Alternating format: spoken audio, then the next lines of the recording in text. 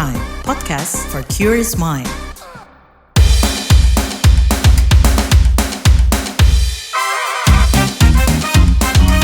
Kamu lagi dengerin podcast What's Trending. Sejumlah mahasiswa berharap caleg yang bisa dipilih masyarakat dalam pemilihan legislatif haruslah akamsi, dapilnya sendiri, alias anak kampung sini, julukan bagi seseorang yang merupakan penduduk setempat. 8 orang mahasiswa Fakultas Hukum Universitas Stikubang, Semarang ini sampai mengajukan gugatan terhadap Undang-Undang Pemilu ke Mahkamah Konstitusi.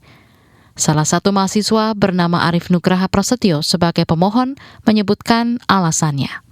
Dari mahasiswa sendiri, kami dari daerah terutama itu banyak, mungkin bisa dibilang tanda kutip, ada beberapa calon legislatif yang dikirimkan dari pusat, dari Dewan Pimpinan Pusat Partai yang ditempatkan di daerah-daerah, dan ternyata mereka mengalahkan calon-calon potensial dari daerah tersebut, yang dimana itu berpotensi sangat besar menurut kami untuk calon legislatif yang dari pusat tersebut tidak mengenali isu-isu daerah tersebut. Begitu. Kami juga mengetahui bahwa dari teman-teman masyarakat juga menyampaikan bahwa ternyata teman-teman atau calon legislatif yang dari pusat tersebut 1 tahun mungkin hanya 2 kali, bahkan ada cuman yang 1 kali datang ke daerah setelah terpilih. Begitu. Contohnya sesuai dengan surat permohonan kami yang kami sampaikan kemarin, itu kami mencatut 3 contoh anggota legislatif yang terpilih. Yang pertama itu Puan Maharani yang terpilih di Jateng 5, Dapil Jateng 5, kemudian ada Mbak Lestari Murdiat di Jateng 2, terus juga ada Sufmi Dasko Ahmad dari Banten 3. Itu mereka ketiganya bukan dari daerah pilihannya, namun mungkin ya itu tadi dikatakan tanda kutip bahwa dikirimkan dari pusat untuk mencalonkan tersebut. Lantas, seperti apa sih bunyi permohonan yang diajukan ke MK itu? Selama ini, dalam Undang-Undang Pemilu disebutkan bahwa bakal calon anggota DPR, DPRD Provinsi, dan DPRD Kabupaten Kota adalah warga negara Indonesia, dan syaratnya harus bertempat tinggal di wilayah Negara Kesatuan Republik Indonesia. Intinya, pemohon ingin mengubah syarat tempat tinggalnya itu tidak disebutkan NKRI saja secara luas, tetapi menjadi spesifik bertempat tinggal di daerah pemilihan tempat mencalonkan diri, sekurang-kurangnya 5 tahun sebelum penetapan calon, dan dibuktikan dengan kartu tanda penduduk KTP. Karena menurut pemohon, anggota legislatif sebagai unsur representasi keterwakilan rakyat dari suatu daerah seharusnya dipilih berdasarkan domisili untuk memastikan ia memahami permasalahan dari daerah yang diwakilinya, karena pernah tinggal di daerah tersebut dan merasakan permasalahan secara langsung. Perbincangan mengenai gugatan ini belakangan menjadi trending topik. Arif dan kawan-kawannya pun tak mengira gugatan ini kemudian menarik perhatian masyarakat. Bahkan setelah membaca komentar netizen, Arif mengaku makin semangat karena ternyata banyak yang merasakan hal yang sama.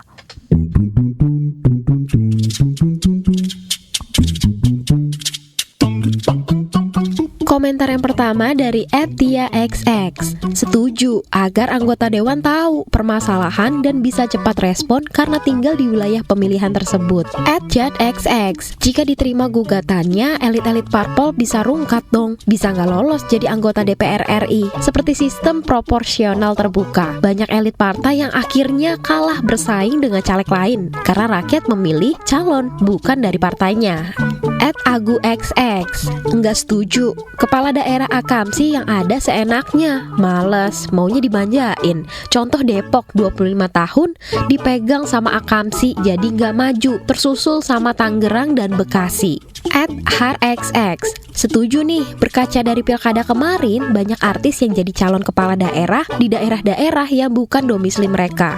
@aguxx. Jujur li ini sudah ada di benak pikiran dari 2014, tapi bingung cara nyampeinnya gimana. Maklum, saya cuma SMA, tapi sedikit paham UU Pemilu. Sebenarnya banyak lagi yang perlu diperbaiki nih. @ajixx. Bisa bagus, bisa buruk. Bagusnya, caleg memahami permasalahan dapilnya. Buruknya, dapil akan kekurangan caleg atau minim regenerasi. Tidak menjamin juga kalau akamsi itu sangat paham permasalahan dapilnya. Komentar terakhir Terakhir dari @rxx, idealnya adalah yang original di dapilnya. Kemudian ada juga perhatian kepada kaum perempuan dan difabel untuk duduk dalam parlemen. Jika kita mau kedepankan afirmasi action secara total, revisi Undang-Undang Pemilu 2029 afirmasi action dikedepankan. Salam inklusi.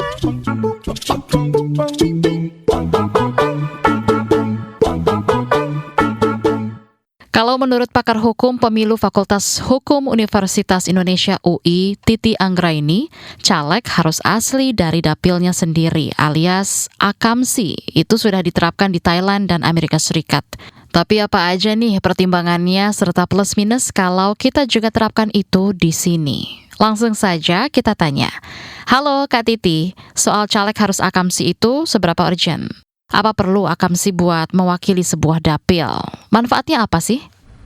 Ya, sebenarnya dari sisi konsep perwakilan atau representasi, gagasan tersebut ada bagusnya karena hal itu akan memperkuat keterhubungan antara legislator terpilih dan konstituennya di daerah pemilihan atau dapil. Yang kedua, hal itu juga akan memperkuat desentralisasi politik melalui kaderisasi berbasis lokal ya atau berbasis daerah pemilihan. Karena ketika seorang caleg berdomisili di dapilnya atau istilah kerennya akamsi ya, anak kampung sini. Nah, itu kan pengembangan kader itu berbasis kepengurusan atau kader-kader politik yang ada di daerah sana begitu. Jadi tidak lagi menjadi Jakarta driven atau Jawa driven atau DPP driven begitu. Namun memang harus dilakukan pengkajian yang mendalam, mengingat kalau kita lihat keterhubungan seseorang dengan daerah itu bisa diikat oleh banyak faktor. Misalnya apakah karena kelahiran atau karena pernah tinggal atau menjalani penugasan di suatu daerah yang kemudian membangun keterikatan dengan daerah tersebut dan juga pengenalan serta pemahaman terhadap daerah itu begitu ya, atau juga karena dia pernah studi lalu juga kemudian berinteraksi dengan masyarakat di daerah itu kan juga membentuk keterhubungan dengan suatu daerah. Apalagi Indonesia ini kan negara kepulauan, lalu terjadi mobilisasi dan pergerakan masyarakat yang cukup aktif ya atau intens dikontribusikan apakah karena menempuh pendidikan, apalagi kan kampus kita ini membebaskan setiap orang untuk kuliah atau kemudian bahkan pada level sekolah ya, bersekolah di mana saja begitu sepanjang dia lolos tes atau kemudian bisa melampaui persyaratan yang ada. Nah, menurut saya dari sisi gagasan tentu ini gagasan yang sangat kritis dan gagasan yang memperdalam dan memperluas diskursus kita soal representasi, soal relasi antara legislator dengan konstituennya. Kalau di DPRD mungkin ini tidak akan terlalu jadi masalah ya, karena DPRD itu kan betul-betul dia lokalitas sifat keterwakilannya, karena DPRD provinsi tempat tinggal di tentu saja kebanyakan di wilayah provinsi tersebut, apalagi kan memang lokus kantornya di provinsi ya. Kalau DPRD kabupaten kota bahkan dia jauh lebih sempit dari sisi kewilayahan. Nah, yang banyak caleg drop-dropan dari DPP atau drop-dropan dari Jakarta atau Jawa atau Jabodetabek itu memang DPR begitu. Dan mayoritas memang caleg DPR kita itu disumbang 50% lebih dari yang tidak berdomisili di dapil. Bukan hanya itu, bahkan tidak pernah bersekolah di dapil atau tidak lahir di dapil begitu. Nah, jadi ini bagi saya menarik begitu ya untuk kita bedah, dan ini bukan sesuatu yang sebenarnya kalau dari sisi komparasi dengan negara lain sesuatu yang baru ya. Di negara lain juga ada persyaratan akamsi itu, contohnya di Thailand. Di Thailand itu syarat untuk menjadi anggota DPR atau juga anggota Senat itu harus setidaknya satu, dia lahir di dapil itu atau di provinsi itu tempat dapil dia calonkan diri. Yang kedua, pernah bersekolah di provinsi atau dapil dia mencalonkan diri setidaknya selama 5 tahun. Jadi bukan hanya sekolah setahun pergi begitu ya, tapi 5 tahun kalau di Thailand. Atau yang ketiga itu dia pernah tinggal di provinsi itu 5 tahun setidaknya selama 5 tahun. Jadi basisnya adalah bisa kelahiran, bisa pernah sekolah, menempuh pendidikan di dapil atau provinsi dia ya, cangwatnya dia, lalu juga pernah tinggal di provinsi tersebut selama 5 tahun. Nah, makanya waktu itu kan legislator dari Move Forward Party ya, Tita itu walaupun menempuh pendidikan di Selandia Baru misalnya, tapi dia sekolah di dapil dia sesuai dengan persyaratan yang diatur bahkan di konstitusi di section 100 101 Konstitusi Thailand tahun 2007. Nah, di Amerika Serikat juga untuk anggota DPR, misalnya di pasal 1 bagian 2 konstitusi mereka disebutkan anggota DPR itu harus berdomisili di daerah pemilihan yang dia wakili atau di negara bagian yang dia wakili. Nah, jadi pola-pola seperti itu menarik untuk didiskusikan supaya tadi ya relasi antara konstituen dan legislator itu betul-betul kokoh, pemahaman terhadap daerah juga baik, dan yang berikutnya adalah kaderisasi dan penguatan kapasitas kader itu betul-betul terdesentralisasi sampai ke daerah-daerah gitu ya, bukan sekedar mengandalkan orang Jakarta atau orang DPP yang berbasis di nasional. Tapi memang dia harus lebih luas menurut saya, Mbak, karena permohonan teman-teman mahasiswa ini kan membatasi harus ber-KTP selama 5 tahun sebelum pencalonan ya. Nah, relasi dengan dapil itu sebenarnya tidak sesempit itu. Sebagai saya contohkan ya, contoh saya lahir besar di Sumatera Selatan, tapi karena faktor bersekolah, lalu kemudian berkuliah di Pulau Jawa, akhirnya kan merantau dari daerah ke Pulau Jawa. Tapi kan tidak serta-merta ke hubungan kultural, lalu juga kedaerahan menjadi terputus, karena memang keluarga masih di sana, dan juga secara budaya, sangat berbudaya Sumatera Selatan contohnya ya. Nah, hal-hal seperti itu menurut saya perlu diperhitungkan nih oleh teman-teman dalam memaknai domisili itu jangan sempit hanya ber-KTP 5 tahun sebelum pencalonan di daerah atau di dapil dia dicalonkan, tapi bisa misalnya mengelaborasi seperti di Thailand ya, lahir di dapil atau pernah menempuh pendidikan paling tidak 5 tahun di dapil atau pernah berdomisili paling sedikit 5 tahun di dapil. Nah, kalau itu bisa didorong untuk direalisasikan, saya kira kita lebih menghargai tadi ya kaderisasi yang berbasis desentralisasi politik dan juga memperkuat relasi antara konstituen dan legislator yang mewakili mereka. Caleg Akamsi nggak perlu lagi bersaing dengan caleg dari luar daerah. Apakah ini hal yang penting dalam pemilihan legislatif? Ya, kalau memang ini menjadi persyaratan, kan bisa saja kemudian persaingan tetap ada. Karena tadinya orang-orang yang tidak berdomisili di daerah, lalu kemudian ketika aturan ini diterapkan, mereka akan lebih memilih domisili sesuai dengan dapil-dapil mereka kan. Walaupun ini memang melimitasi kompetitor, kalau dikabulkan MK sepenuhnya, karena dia menerapkan syarat 5 tahun sebelum pencalonan. Jadi kalau kurang dari 5 tahun tentu saja kan tidak bisa. Nah, kalau ini betul-betul dikabulkan MK, tentu saja politisi-politisi lokal lebih punya peluang untuk melenggang ke Senayan karena diutamakan memang yang berdomisili di daerah tempat dapil mereka berkompetisi ya. Tapi lagi-lagi menurut saya untuk melihat pengembangan daerah mungkin jangan dilimitasi domisili 5 tahun sebelum pencalonan ya. Bisa misalnya mengambil angka yang lebih moderat karena di putusan soal sistem pemilu kan MK merekomendasi kepada pembentuk undang-undang bahwa caleg itu harus misalnya kader partai politik setidaknya kalau untuk DPR itu 3 tahun sebelum pencalonan. Nah, saya kira syarat yang setara juga bisa sama ya. Misalnya 3 tahun sebelum pencalonan berdomisili di dapil tempat dia akan mencalonkan diri. Itu juga menjadi bagian untuk membangun interaksi yang lebih kokoh dengan pengurus partai politik di tingkat lokal dan juga dengan konstituen tempat dia akan berkompetisi. Karena kalau sebagai kader saja misalnya 3 tahun, domisili 5 tahun itu walaupun 5 tahun angka yang lazim digunakan ya, tapi akhirnya menjadi lebih sempit gitu Mbak. Nah, ini juga untuk memperluas tadi ya diaspora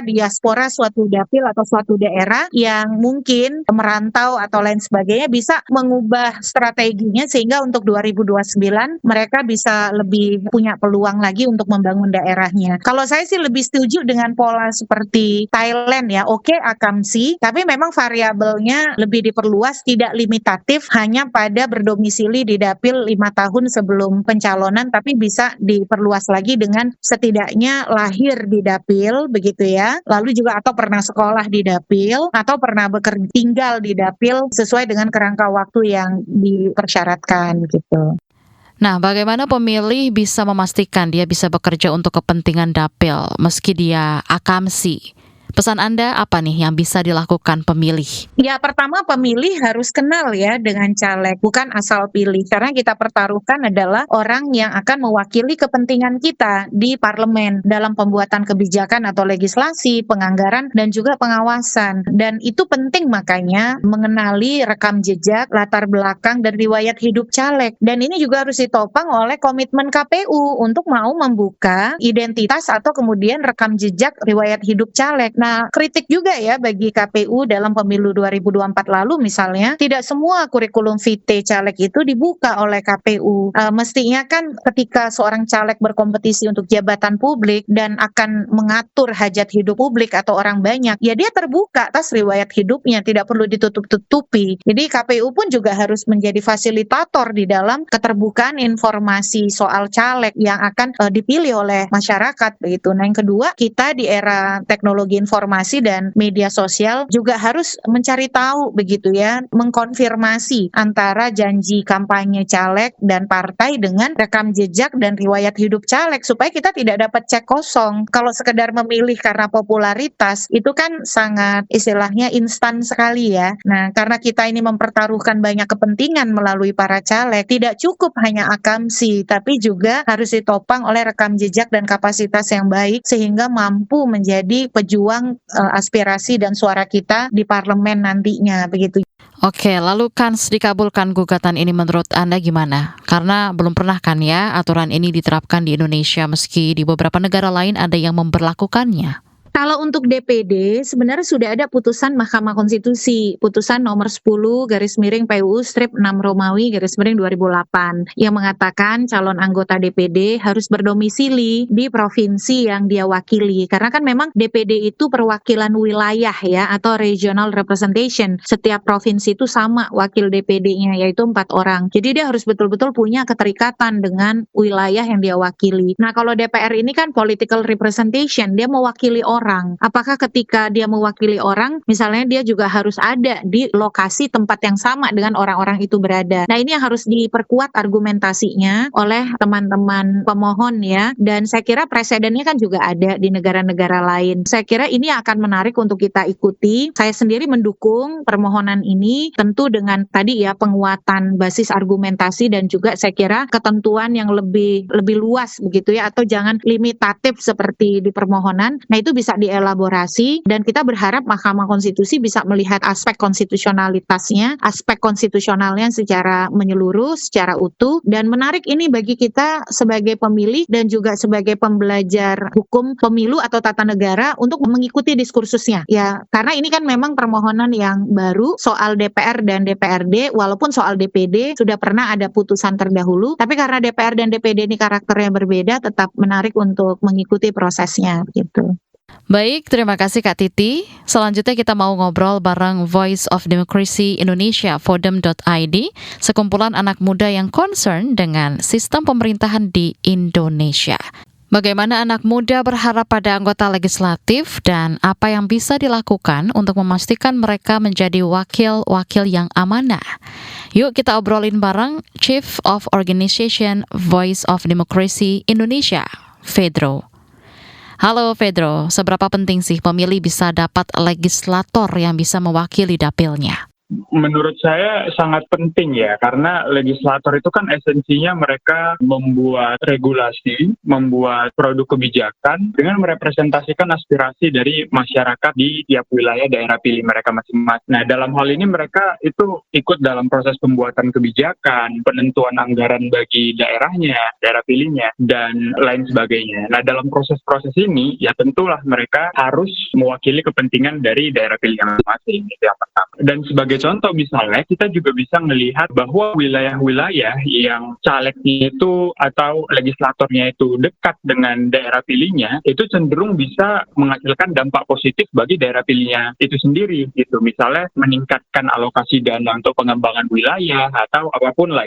Sebagai contoh mungkin kita bisa ambil Jawa Tengah gitu sebagai case. Setelah legislator kemarin mengikuti pemilu sebelumnya dan duduk di kursi parlemen, nah mereka itu yang dekat dengan wilayah dapilnya itu cenderung bisa memperjuangkan anggaran-anggaran untuk pos-pos penting, misalnya seperti infrastruktur jalan atau irigasi. Mengingat ada beberapa wilayah di Jawa Tengah yang merupakan daerah pilih dari legislator-legislator itu, mungkin infrastrukturnya itu masih belum bagus. Nah, jadi poin yang ingin saya sampaikan adalah, ya tentu mewakili dapil itu merupakan hal yang sangat-sangat penting dan diperlukan. Apalagi menurut saya, kalau misalnya legislator itu fokusnya adalah mewakili dapil, maka dia akan cenderung mendengar aspirasi dari konstituennya sebagai hal yang utama, bukan justru mendengar atau mengutamakan kepentingan lain, misalnya kepentingan partai politis atau apapun itu. Lalu yang paling penting dan terutama, legislator itu kan duduk di posisi dia itu berdasarkan amanat dari masyarakat di daerah pilih yang memilihnya. Jadi tentu beban moral dan tanggung jawab mereka untuk bisa mewakili daerah itu ya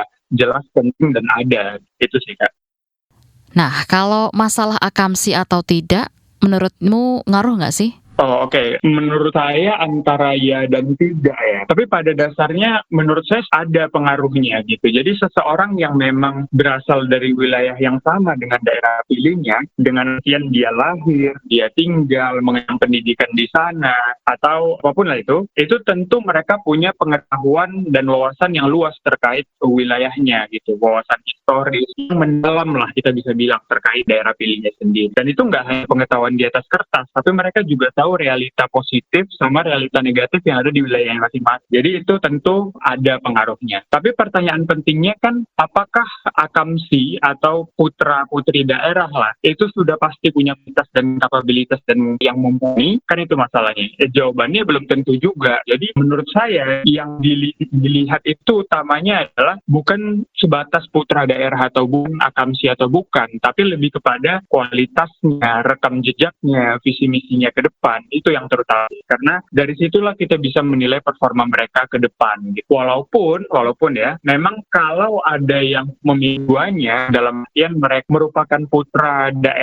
putri daerah yang potensial, tapi di saat yang sama mereka punya kualitas yang tinggi, integritas yang tinggi, visi misinya bagus, ya tentu akan lebih bagus. Tapi ini bisa membuka peluang lebih lebar nggak bagi akamsi buat nyalek dan akhirnya bisa makin muncul nih putra-putra terbaik daerah untuk memimpin daerahnya?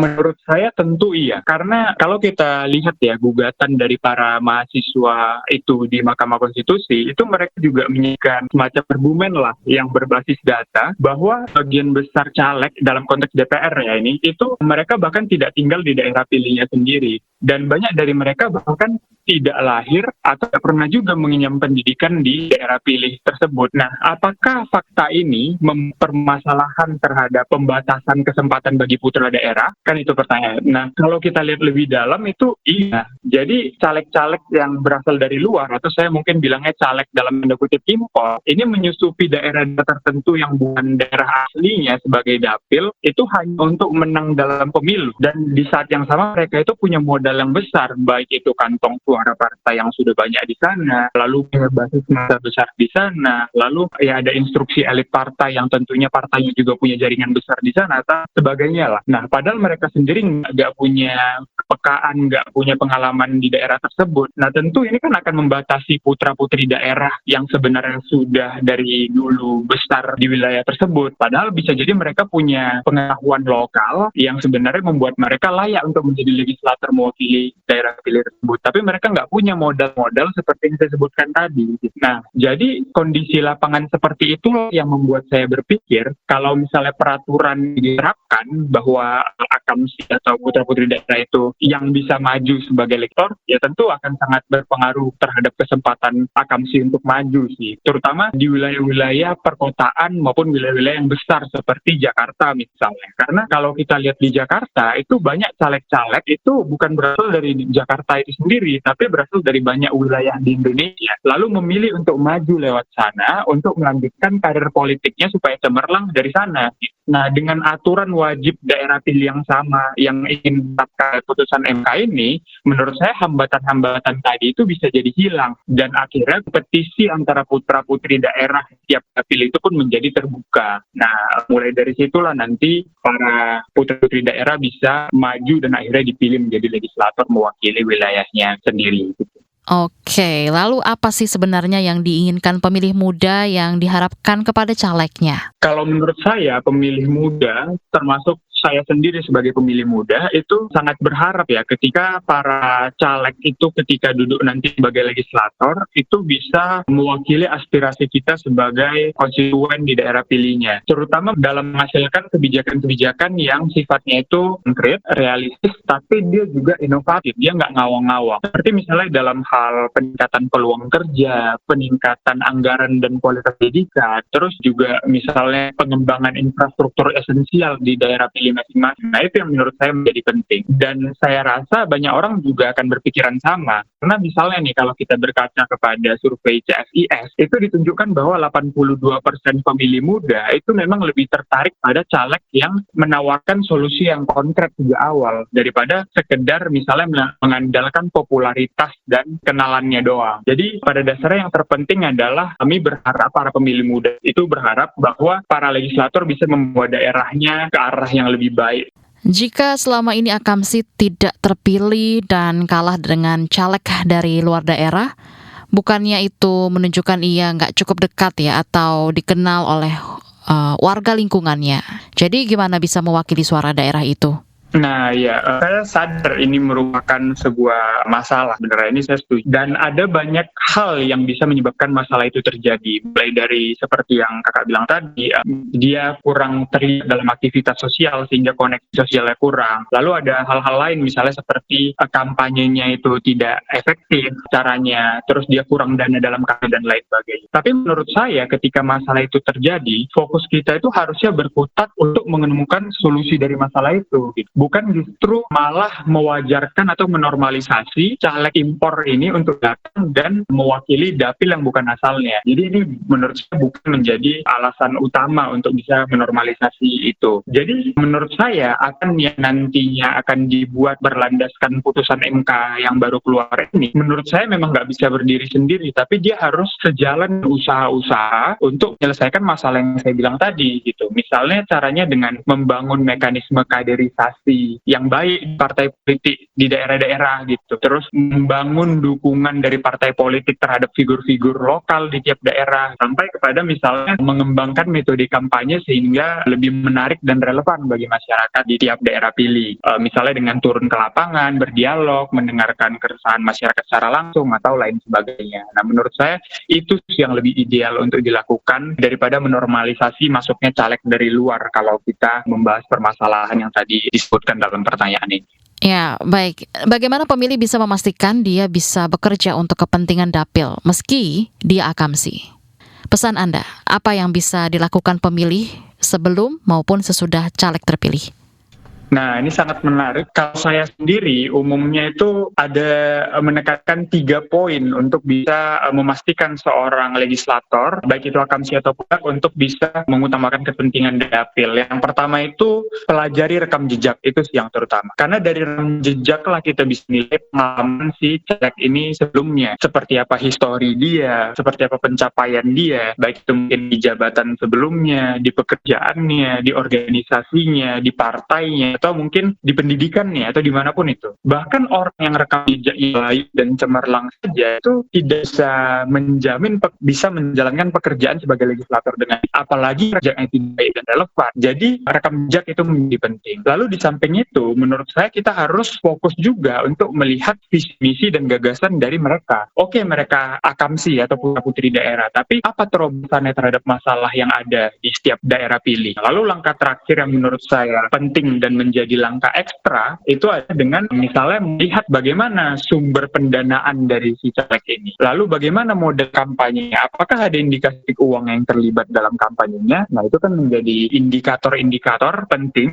bisa menjadi bahan pertimbangan kita memilih caleg atau calon legislator yang harapannya nanti bisa dengan kebutuhan kita dan mampu mewakili kita sebagai konstituen itu. Baik, terima kasih Pedro. Itu tadi obrolan kita soal permohonan sekelompok mahasiswa kalau caleg haruslah orang asli dapilnya sendiri.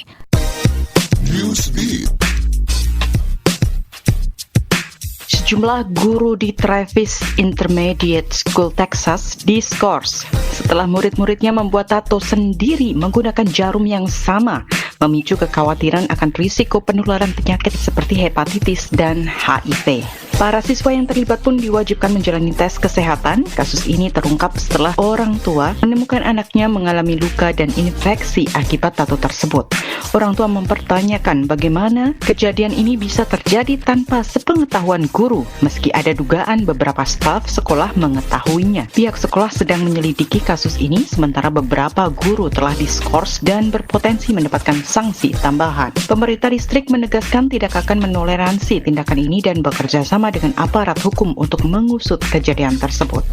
Singapura mengkaji hukuman cambuk bagi pelaku penipuan seiring lonjakan kasus yang menyebabkan kerugian triliunan rupiah pada 2024, meningkat 70% dari tahun sebelumnya. Penipu semakin canggih menggunakan mata uang kripto untuk menghindari sistem keamanan perbankan. Kasus terkait kripto menyumbang 25% dari total kerugian, sementara penipuan melalui Telegram meningkat 2 kali lipat. Pemerintah mendorong platform ini untuk meningkatkan verifikasi pengguna dan tengah menyusun regulasi yang ketat. Singapura juga memperkuat edukasi publik melalui saluran darurat dan aplikasi deteksi penipuan. Di Asia Tenggara, ribuan korban eksploitasi penipuan cyber masih menunggu kepulangan setelah diselamatkan dari pusat kejahatan di Myanmar. Tiongkok mengumumkan penemuan 1 juta ton thorium di kompleks pertambangan Bayan Obo, Provinsi Fujian dan Hainan. Unsur radioaktif ini dapat diubah menjadi uranium-233 yang berpotensi menjadi sumber energi nuklir berkelanjutan hingga 60.000 tahun. Seorang peneliti geologi di Beijing menyebut thorium sebagai sumber energi melimpah yang selama ini kurang dimanfaatkan. Thorium lebih mudah diolah menjadi uranium dibandingkan plutonium, memungkinkan penggunaan dalam reaktor nuklir untuk pembangkit listrik maupun sektor maritim. Thorium sendiri adalah logam radioaktif berwarna perak dengan nomor massa 232, hanya sedikit berbeda dari uranium-233. Penemuan ini membuka peluang besar bagi Tiongkok dalam pengembangan energi nuklir jangka panjang.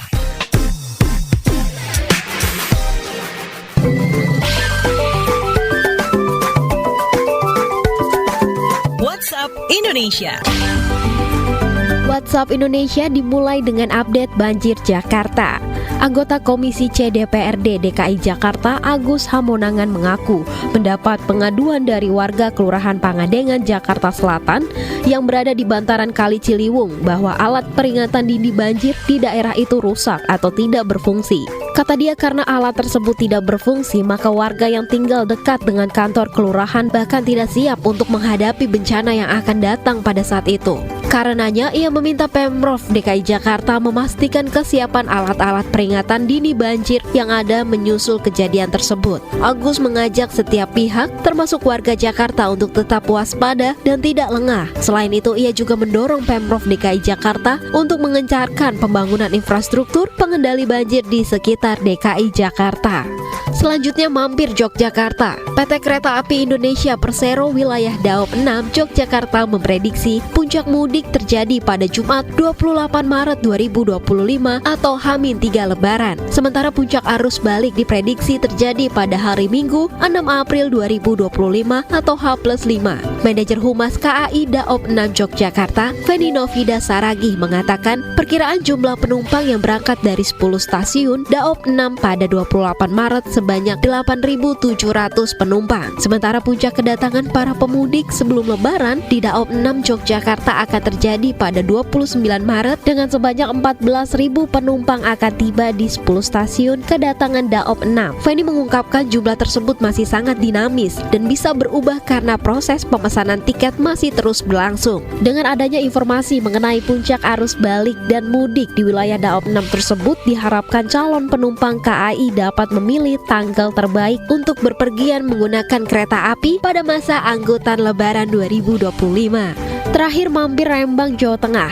Pemerintah Kabupaten Rembang, Jawa Tengah mengantongi data belasan desa yang menjadi prioritas percepatan penanganan anak kurang gizi. Kepala Bidang Pemerintahan Pembangunan Manusia Badan Perencanaan Pembangunan Daerah Bapeda Rembang Sigit Purwanto mengatakan desa-desa ini akan mendapatkan intervensi lebih dari pemerintah. Salah satunya melalui monitoring dan evaluasi MONEV dari tim ahli yang terdiri dari dokter kandungan, dokter anak, penyuluh KB, serta dinas terkait. Langkah ini dilakukan untuk mengetahui secara rinci kondisi di lapangan, sekaligus memberikan rekomendasi perbaikan. Salah satu temuan dalam audit sebelumnya adalah kebiasaan merokok ayah di dalam rumah yang berpotensi mempengaruhi kesehatan bayi. Oleh karena itu, edukasi kepada keluarga mengenai pentingnya menjaga kesehatan lingkungan menjadi upaya yang harus ditempuh.